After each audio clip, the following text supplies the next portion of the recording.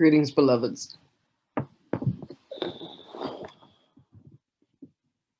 There was a request to ask a question.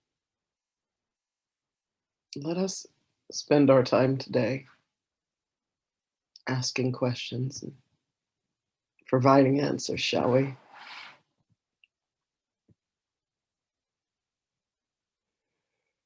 The answers lie within the questions.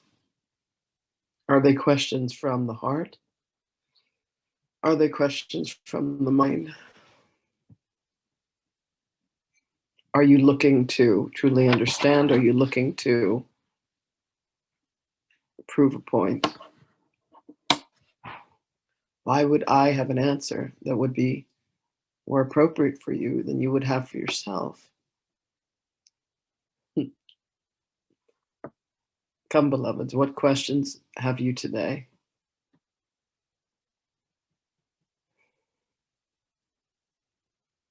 How may we be of assistance? I was thinking about the cross and Greetings, beloved. greetings, and was having a conversation with a friend about how I believe that you didn't feel any pain, emotional or physical, in any form or way on the cross. And I was just wondering if you can validate that. It was not that there was pain, beloved, because there was still an association with the body. It was about being able to forgive the pain as the pain came, being able to associate the pain as a frequency. This beloved one has been studying the art of hypnosis. Under hypnosis, one can tell one's mind that there is not pain. The same way that the mind also tells one that there is pain. Please understand that pain is a message. It is a message that says that there is an aspect of you that is against the laws of nature, if you will, of what has been established, of the natural flows of energy. It was a moment of reckoning, to feel the nails that were driven into the hand, to suffer the sense of suffocation that occurs, to feel the knives that were inserted. When you learn to manage the mind, when you gain mastery of the thoughts, you understand that the mind can then be used to remove this pain, remove this energy, redirect the course of energy that has gone askew, to redirect it. This beloved one, when she feels pain, now is able to take the pain and release. Many of you have observed this, many of you have experienced this, many of you are now able to do this for yourself. And it is not to say that if a bone is broken, one would not feel the pain, but you can redirect, beloveds. The entire syllabus of the text and the lessons of the course, beloveds, are to bring you to a consciousness, to a way of thinking, to a way of using that energy that is channeled through the mind. And for those of you that yet still struggle to be able to grasp these lessons and apply them to your life, understand that there is merely an aspect of you that has not yet fully come into conscious recognition of the power of your own minds. And one moment, beloved, there is company.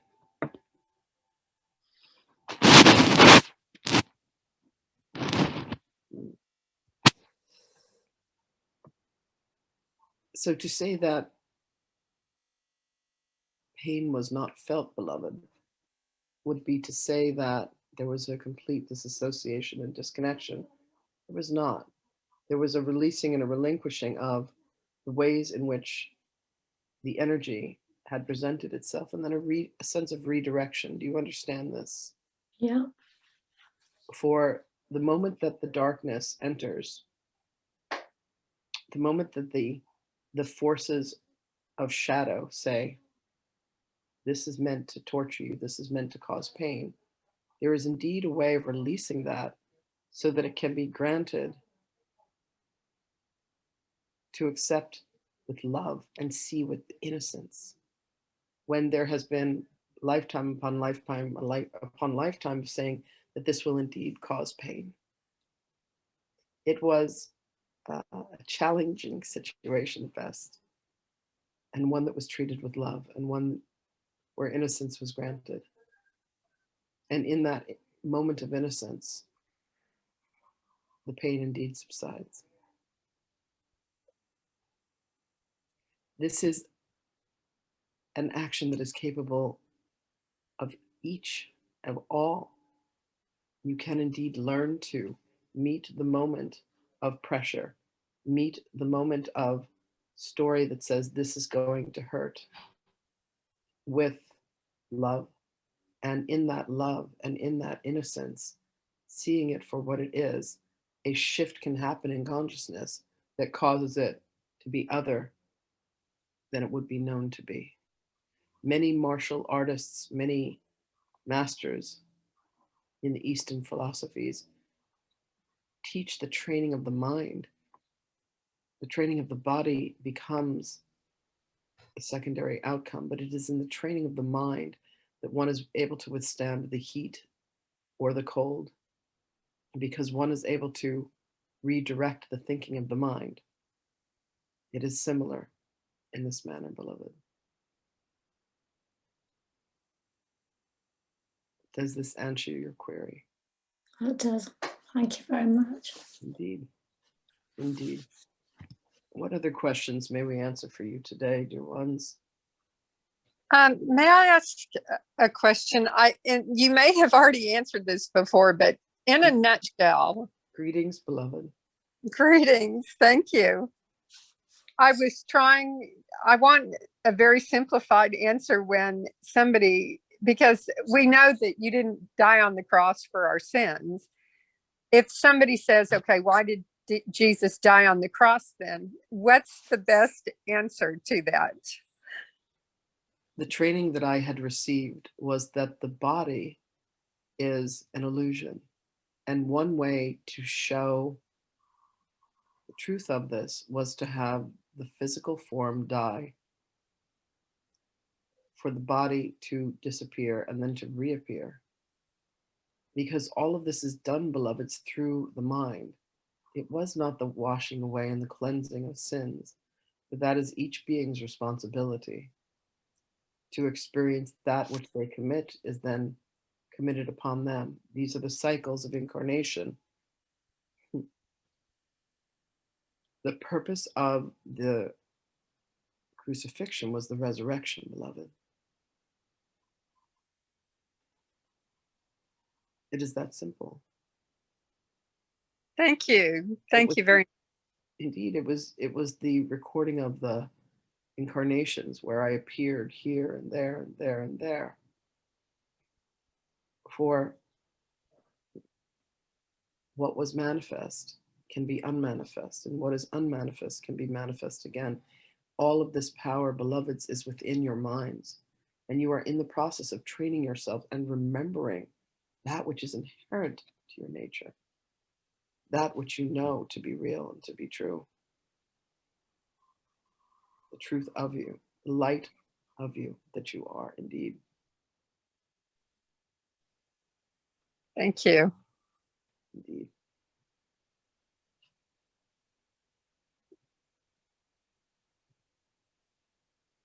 We are watching. We are watching this cat attempting to open a door.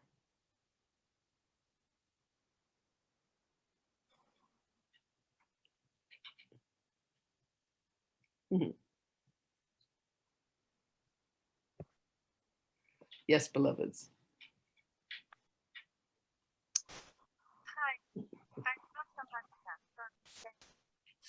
Beloveds, we cannot hear you. Can you hear me now? Indeed. Greetings.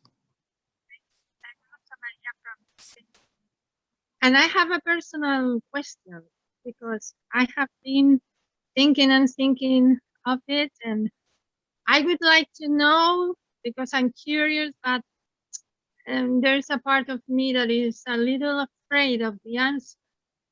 And the question is that I have been dreaming of you on the cross several times, and just an image for a second, but very clear, like in a movie. And I would like to know if I had an incarnation in your lifetime and I was witness of the crucifixion, or maybe it's a message about that I crucify myself, and that makes a lot of sense. So that's my question. Beloved, you were indeed incarnate. We do indeed know each other. The sense of crucifixion, the way in which you use this word, is the sense of egoic trappings that have caused you to believe that you are worthy of punishment. There is no punishment, beloved ones, except for what you make within your mind. You indeed were there. It lives within your mind as an image that you saw.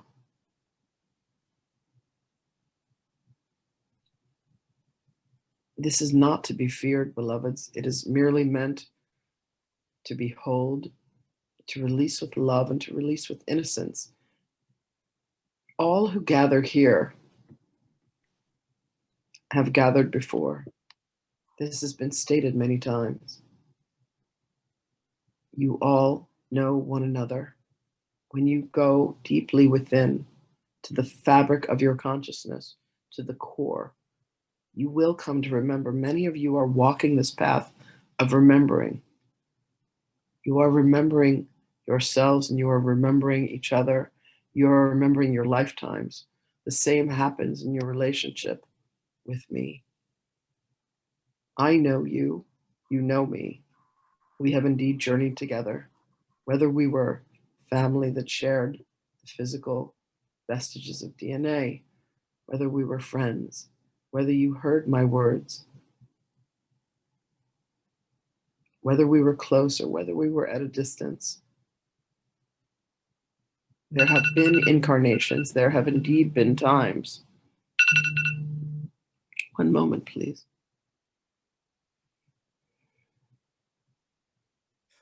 Where we have been closer and we have been farther apart. And yet all of this is illusionary, beloveds, because we all exist together as one. So in answer to your question, you see this image because indeed you were present. I was wondering what kind of relation.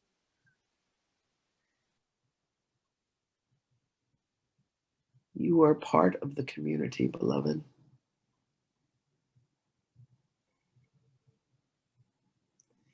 You lived, I'm very happy. you lived as a neighbor, friendly with my mother. You were there in support of her pain.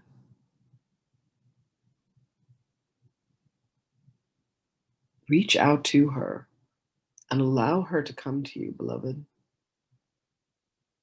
Allow her to help you with your recognition. You understood the words that I spoke. They rang as truth to you. You are indeed part of the community.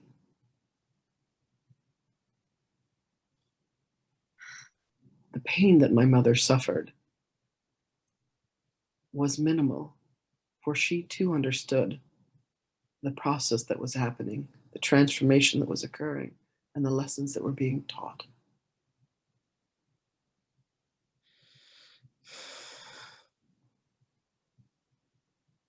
Thank you very much. I'm amazed by all this. I feel relieved. I feel very happy. We are delighted, beloved, that you have answered the call and come forth, for you have asked for this. Thank you. We love you. I love you. Love. You are all known to each other. You are all loved by each other. There were those of you who were there, and there were those of you who were not. It matters not, beloved. What matters is the true understanding that the body that you inhabit is not real. It is as illusory then as it is now. What is true of you is the light that you are, the joy that you are, the happiness, the peace, the abundance that you are. Let that be the truth of you, for that is the truth of you, beloveds.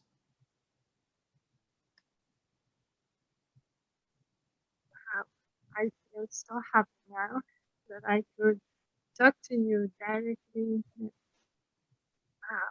It is So a much delight peace. to speak with you, beloved, and we speak with you often. Allow yourself to remember. Mhm. Every time I see a master number, have a call 333, I think of you. And that's a reminder that I have to focus on the lesson.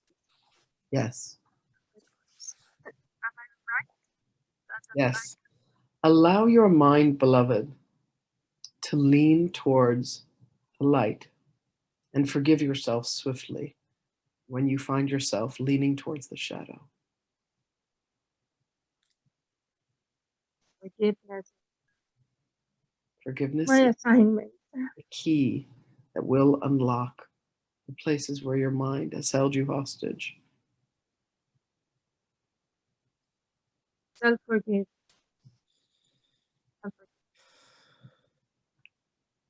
We love you dearly, beloveds. Our blessings are upon you always. And we will speak with you again.